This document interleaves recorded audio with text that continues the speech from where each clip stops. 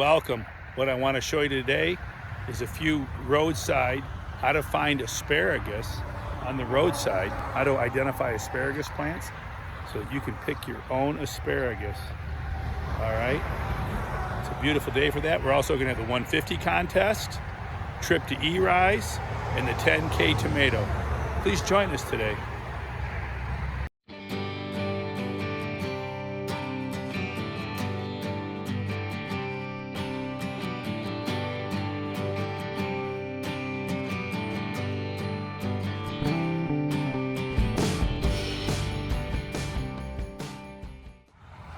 This is asparagus.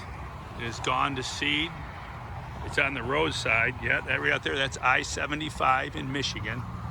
And I drove around. This one's kind of camouflaged because we've got some vines growing up. Hard to see from the road, but I did identify these. It almost looks like a fern, the little branches you can see sticking up. But hey, look down here. Down here, asparagus. Yes. This is one the pickers must have missed. We're a little late. It's Father's Day. So we're a little late. Usually, like I said earlier, you want to pick this in May, early June, but the spears will come out of the ground. This is when it's gone too long. I actually probably could take that home and eat that upper part, but we'll let it go. So there you go. Here's another one. Here's the base of the stem of the mighty asparagus tree that you'll find on your roadside hunts. Mark these locations, come back next May, and you'll be eating free wild asparagus from the roadside. We are getting a reprieve from the sun. We've been going through some hot days. They've been a couple degrees cooler than predicted, but still some hot days. And I'm liking how the plants are growing out. The 30 gallons of water a day on this basically 150 square feet, but I'm not watering this end much. So most of the water is going on this from about here, this hoop back, 30 gallons a day. Leaching it off, trying not to get it too wet at night. I watered a couple of evenings, and I watered in the morning, and trying to just leach off some of the nutrients. I think the mix is a little hot. So just to show you, to confirm that, right here, if you look at the leaves, you can see this yellow around the edge of the leaf. That's suggesting too much nitrogen. And to show some of you new guys, this is leaf scorch burn right here. When you see that right there, that is leaf scorch burn. The plant's getting too hot. So I showed you on the last video the temperature. We were at 120 degrees. We still got a little burn. Yesterday was really hot, the hottest day of the week. See that? That's leaf scorch burn. Plant's getting too hot. We did curb a lot of it with the Cal Carb from Extreme Gardening. Get this. I believe it's 1 tablespoon per gallon. Spray it on your leaves, tops and bottoms if possible. Blowers work great, so that you coat and use a steel blower or whatever brand you prefer, and blow it on the top and bottom of the leaves. That's going to give you some protection. Then my convertible, see, now that it's cloudy, I pulled the convertible back so that the plant is getting all of the sun right now. Because right now I really don't want to lose 20% of my sun. I want it to get the full sun. It's not that hot. It's 10 o'clock in the morning, Father's Day. Happy Father's Day to all. This is the 150 contest plant. If you haven't been following us, who can grow the biggest pumpkin on 150 square feet? I would show you today. I wanted to show people a few things I'm doing. I have my milk crates. I'm walking on my milk crates, so I'm not compacting the soil. Some people aren't big on this. They think compacting the soil is too much work, too much discipline. They're not going to do it. They're just going to walk wherever they want. Well, all I can say is the roots grow across the surface, and every time you take a step, you're crushing and snapping off some roots. So it's your call. Do what you choose. All right, now, here is my main vine. I've been burying it. As you can see, there's a little root pulling out. That root could be buried. It's trying to throw itself into the ground. So that should be buried. I'm going to come through here today, and I'm going to pinch off this tertiary. This is the main vine. This is the secondary. This is the tertiary. And like I told you before, Bubba likes to pinch one off. So we're gonna pinch that off. I'm gonna go ahead and pinch a male. I don't need all these males. I'm gonna try to cross-pollinate this pumpkin here. And then I got me a board. Hold on a second, I got me a board. We'll lay a board out here so I'm not stepping and smashing the soil. Here's my punky. Here's my punky, baby. Punky grow. That should open in another 4 or 5 days. And I'm gonna try to get a flower from the Birdman from the 1885 Werner, which was Quinn Werner says it's the prettiest orange pumpkin he's ever grown. It went 4% heavy on today's chart, which that's a pretty heavy pumpkin. It was crossed with the 2112 Skinner, I believe. And I know it's a 21 something Skinner. I believe it's 2112 or 2118 Skinner. Sometimes I get those numbers a little messed up. But we're gonna cross that. That's gonna be the pollination. So we're watching for that. Let her grow out. Keep an eye on the vine. Keep the main vine pinned down. I don't have a lot of wind here, so I'm not too worried about keeping it pinned down. But if you're out in the wind, you should have some sticks in here, crisscross applesauce, so you don't snap your main vine in the wind. You can see that yellowing in this leaf. That's heat. That's the heat. Not liking the heat. Maybe a little still heavy on the nutrients. I'm hoping that we'll leach this off. It ain't so hot that this is going to continue, but time will tell. What I'm doing today with the 150 plant, and we'll get over to E-Rise and make another video today at E-Rise, show you what he's got going on over there. I know y'all want to update. And on the 10K tomato, we'll do an update with that. I'm not in a big hurry with those. I got all summer. Just growing the plants out right now. But you can see right here, see this vine? It's approaching my crate. I'm going to be a little crowded here. So it's okay to come in and go, okay, this is going to grow right across my crate. Not going to be a good thing. So we're going to just cut it off right here. Cut it off. Yep. Ouch. No big deal. That's going to allow me to have my crate. And these plant leaves, I had a manufacturer one time, a fertilizer manufacturer, that wanted to know why we overcrowded the leaves. He thought we should thin them out. See this right here? You got a leaf under here. It's not getting any sunshine. It's competing with these other leaves. So they're like, that's not productive. Every leaf should get full sun if possible. That's why personally I like plants with smaller leaves. The 1495 Stelts was a tiny plant with small vines and small leaves. That's actually better to me than these big monster leaves are harder to deal with. So you can, feel free to thin them down. Feel free to come in here and look at this and go, okay, this is overcrowded right here. It can't breathe. I'm gonna go ahead and cut this leaf out of here. I got enough plant now. We'll cut that right out of there. Okay. Now, I'm not gonna go crazy with this, but in some places, it might be the smarter thing to do. Right here, this leaf is piled up on my pole, and this is a tight situation here. It's gonna have a hard time developing. I'm gonna go ahead and cut this leaf off too. Cut it right off. There you go. You can get overcrowded, and also it's gonna restrict your airflow and lead to more disease. So there you go. I'll let this vine here come down. We'll pin it down, we'll bury it, let it grow next to the foot pad. Over here, this one's gonna come right through, and we're gonna guide it over here, more closer to the crate, and let these two spider leg out and continue to grow. You wanna keep some vines growing throughout the season, so the plant keeps producing a hormone telling the plant to keep on trucking.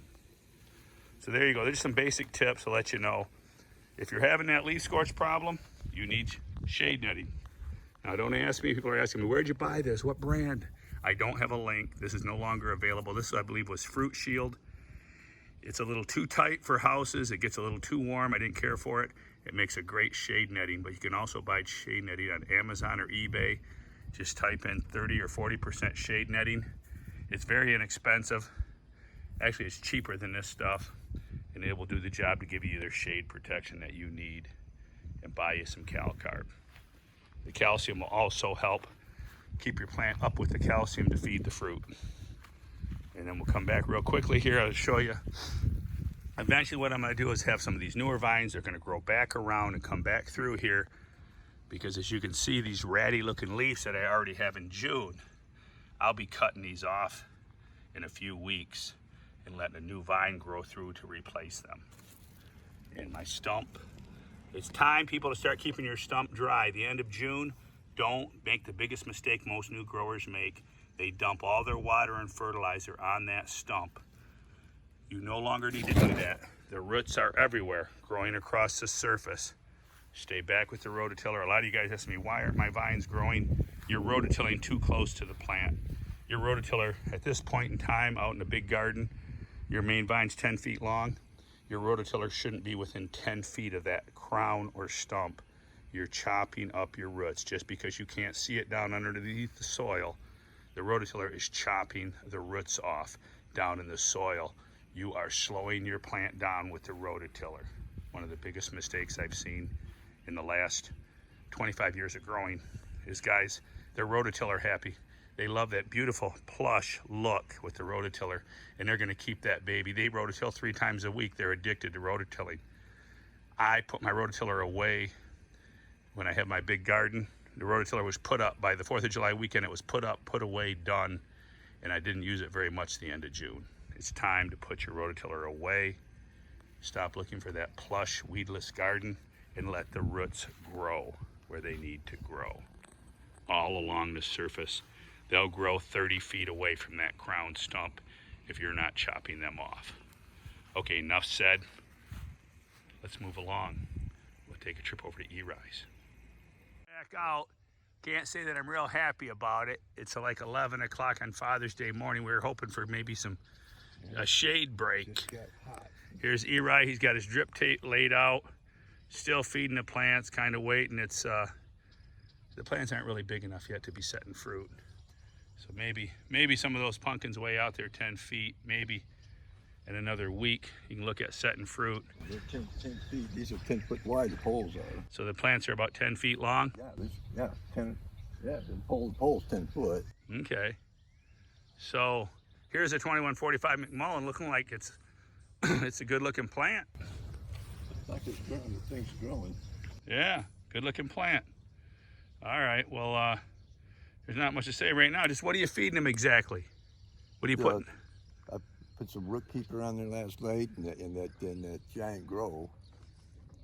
And then I put that merit on it 2 days ago. You put merit in the water? Yeah, 2 days ago. Okay. For the squash vine borers? Yeah. Yeah, because they'll destroy you. If you're new to growing giant pumpkins, the biggest thing that destroys pumpkin plants is come about the first week of July, you're infested with the squash vine borer. Hate to use chemicals and stuff, but one of the best things to use is merit. Or if you go on, it's 75 WP, it's 75 wettable powder made by Bayer. Bayer makes it. There's other generic brands. I believe one of them is called like Adonis, a generic brand. You can buy it online and use it safely. Pick off all your male flowers so you don't kill the bees, because it will kill the bees. But the squash vine borer will wipe you out. How much more salt you should put on there? What's that? Salt. Salt, oh, the Epsom salts? Yeah. The Epsom salts, we've been doing Epsom salt treatments. As you can see, the yellow blotches on some of the leaves. E-Rise must be really low on sulfur. We didn't do a soil test. The last of the salt last night. You did more Epsom salts? The last of it I had. Okay. I got to get some more. Oh, okay. We'll get you another bag of Epsom salts. We'll have left in the bag. All right. So right now we're still trying to grow a plant. We haven't set fruit. Drip tape's looking great. I think you're a little bit rototiller happy. Maybe a little too close on this backside, but that's just my opinion. Well, they ain't gonna be in there no more. We ain't doing no more rototilling here behind the crown. But you see that crown, back here, you're about 5 feet off your crown, but your plant's 10 feet long. That's a little more closer tilling than I do. But hey. I tilt it over back here. That's just from the little rake. Right, okay. You raked it? Oh, you raked it. Okay, that's good. Yeah. Just rake the surface. Okay, that's good. Keep that tiller away from your root zone. Some people are telling me, hey, I'm having a hard time with the secondaries growing. Sometimes the secondaries aren't growing because you're chopping off your roots with the tiller. I mentioned that earlier before in the video. Hopping. But now we're hopping here. I see you got the secondary there. You got some tertiaries coming off of it. Yeah. And it's okay to let tertiaries grow to fill in a blank spot. E-Rise had some secondaries that didn't develop, and so did Frank down at Frank's. You can let tertiaries grow and fill in a spot where you accidentally pinched off. If you accidentally pinched off 2 or 3 secondaries because you didn't realize what they were, fill it in with tertiaries. The whole idea is grow as much plant as you can. It's a race. Who can grow the biggest plant and set fruit first on a big enough plant to sustain it? You can see Eri's got a pumpkin out there on the 2145. Yeah, they all do. There's your Each punky. one. They all do? Yeah, each one. There's your punky right there. See it? That's out probably, I'm going to say it's only about 9 feet. Let's see. 10 poles or 10 foot. Those are 10 foot. Yeah. Yeah, you're out about 8 or 9 feet. When you pass the pole here, Well, the 1775 harp, or the 17-something harp, it was a world record, I'm sorry, 1725 harp was grown out like 9 feet out. As was, I believe, Joel Holland's North American record was also only out about 9 feet. good foot past the pole. Yeah. Yeah, you see it right out here. Uh-huh. Okay. Well, the pumpkin, though, is right about at the pole, ain't it? Yeah, yeah. Yeah, the punky's right at the pole. So you're about 9 feet out. Your crown is back about here. So yeah, you're 8 to 9 feet. So that's a candidate. You could run with that pumpkin. Yeah, I can see it. Right? Okay. Yeah, it's and that pumpkin will be open, I'm gonna say, in about a week, 1 week. Yeah, I might save that one. So that might be a good I time. already broke some off. Already broke 2 before that one developed. That may be a good time to pollinate. 1 more week will be the 28th of June. Yeah. That's about time to get on the bus. You want to jump on that pollination bus by the 1st of July. I broke off 2 of them in there. If you're going to grow a new state record. If you're going to grow a new state record, you better get on the bus by June 28th. It opens up. You know, but then again, you never know. There's always new surprises. All right, that's the update, Father's Day update. I've had a couple of requests for the 10K tomato update. Here we go. This is my world record plant from the 9.65 Steve Marley. And this is what I'm doing right now. It's cohabitating with the peas.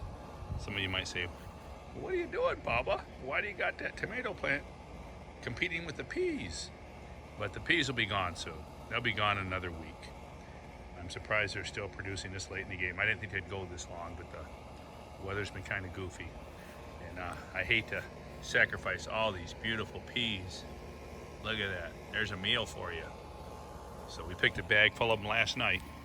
Anyways, here's the tomato plant. What we're doing here, I'm coming through and pinching off the suckers. Here's another sucker. Pinching them off. I haven't spent a lot of time. I'm just letting the plant grow because I talked to Steve Marley. He's like, throw it in the ground, fertilize it once a week. I haven't really even given it any fertilizer. Maybe I should. I did spray it with CalCarb, give it some calcium. But here you go. We got some tomatoes developing. I'm gonna look for that honey tomato. This year I'm not looking for the freak tomato. I'm looking for just a normal, double or triple, more of a normal. I've never had any luck trying to pollinate a freak anyways. But here you go, right here is a blossom. There's a blossom right here. It's a smaller one. I'm just gonna pinch that off. There's your 10K tomato update. I'm just letting the plant grow out. I'll be looking for tomatoes here in another probably 10 days to 2 weeks. I am not hammering it. I do not want curled up leaves before it fruits. Maybe at the end of the game, but I don't want it before I fruit. Last stop of the day, and I can hear some thunder from up under, or is that up over? Anyways, I stopped at Paul's house. Paul took a trip down to Florida, been gone for a while, asked me to start some plants for him. Well, they started out kind of slow, so what we have here is I stuck seeds in the ground like on June 15th. These plants are up now on Father's Day, the 21st, and this is my way of keeping the woodchucks and squirrels from eating them, rabbits, and I just stopped to water them. But what I'd like to do is have you guys all, we'll see what happens. Can I plant as late as June 15th, Bubba, and still have pumpkins? Paul just likes to blow the pumpkins up and have them for the grandkids. So that's what we're doing here. Stay tuned. And hey, while I'm talking about it, Matthew Fay contest. You guys that all got the Fay seeds, please post your comments below on the video how your plants are doing for the Fay contest with those 1858 Shannon Lear and 2152 Deb Ganter genetics. How are your plants doing? Did you get them germinated? Did you get them started? Please let me know. Thanks for joining us today. Can you spot the asparagus just above my fingers? That's the asparagus. All right, hope you enjoy it. Hey, mark it, drive around, mark these locations, and you can find this asparagus next May. You can be out picking fresh, free asparagus roadside. It's everywhere. I know it is in Michigan. Please comment below and tell me, hey, do you have this in your state? Do you have this in Ohio, Kentucky? Where do you live? And do you have roadside asparagus? I'd like to know. Thanks for joining us today at Keep It a Secret Home and Garden. Keep it a secret, but go tell a friend. We're sharing garden tips on YouTube.